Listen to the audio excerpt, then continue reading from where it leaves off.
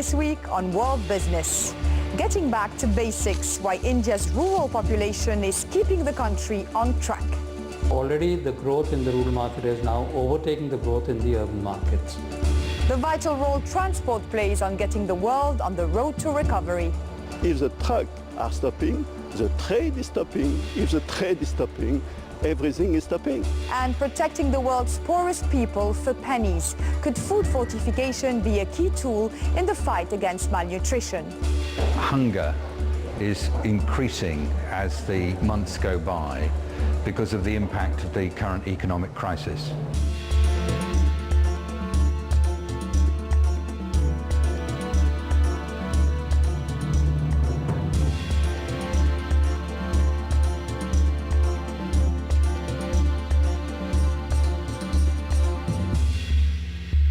One year on from the global food crisis, and 100 million additional people are going hungry.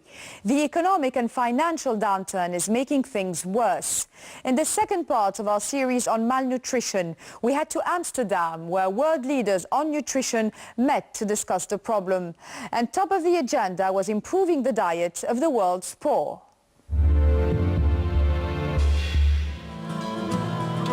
Unstable food prices around the world, a dampening of the global economy, and a financial crisis that's hard to pedal out of.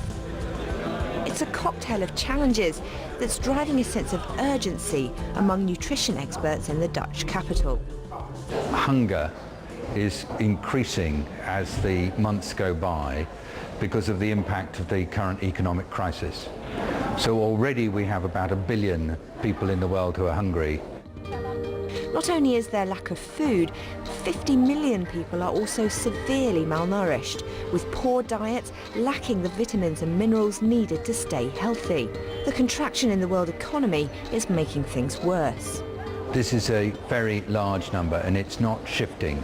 So we are saying that this is a major cause of sickness and contributing to death in around 1/3 of children's deaths globally. At the annual forum of the Global Alliance for Improved Nutrition, or GAIN, political, business and academic leaders gathered to combat malnutrition across the developing world. GAIN's objective, motivating public-private partnerships to fight malnutrition with financial and technical support. Participants discussed the issue of balancing corporate social responsibility with profitability, a challenge now that money is tight and donor fatigue rife. I'm hoping that we will also start to get a better understanding of what are those business models that will allow companies to actually reach people who are at the bottom of the economic pyramid, but at the same time make money there. So that's really the big question. How do you reach people who are earning $2, $3, $4 a day and still make a return?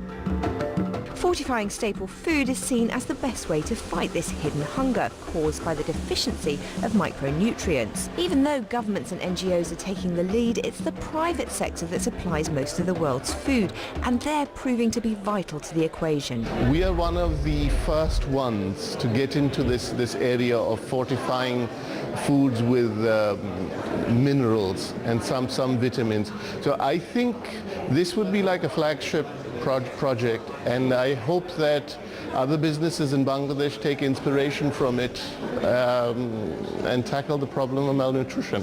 We think that if we can incentivize the public sector and the private sector to produce the type of foods that are nutritious, that are affordable and that are accessible, we can go a long way towards addressing the issues of malnutrition. It's this kind of partnership that inspired stakeholders at the conference where the Amsterdam Initiative on Nutrition was launched.